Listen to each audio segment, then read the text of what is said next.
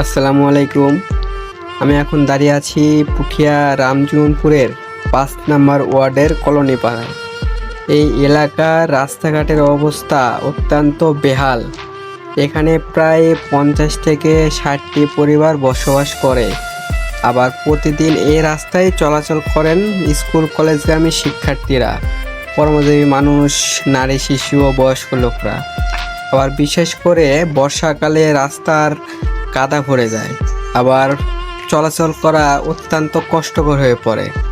আবার এদিকে ধরেন শিক্ষার্থীরা সময় মতো কলেজে স্কুলে যেতে পারে না, অনেক সময় দুর্ঘটনার ঝুঁকি তৈরি হয়, অসুস্থ কাউকে হাসপাতালে নেওয়া কঠিন হয়ে পড়ে।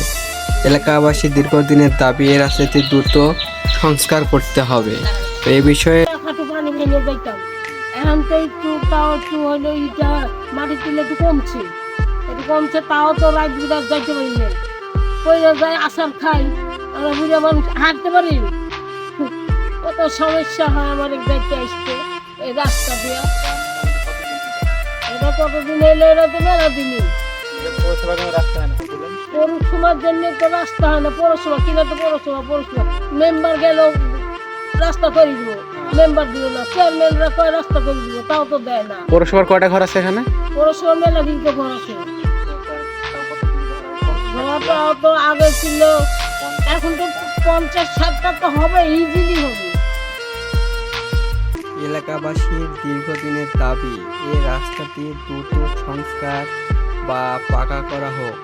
সংশ্লিষ্ট জনপ্রতিনিধি ও কর্তৃপক্ষের কাছে আমাদের বিনীত অনুরোধ, বিষয়টি গুরুত্বের সঙ্গে বিবেচনা করে দ্রুত প্রয়োজনীয় ব্যবস্থা গ্রহণ করুন।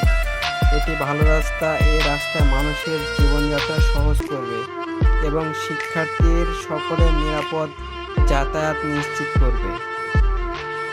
এই রাস্তাটি এতটাই খারাপ যে মানুষ যাওয়া আসা করতে পারে না।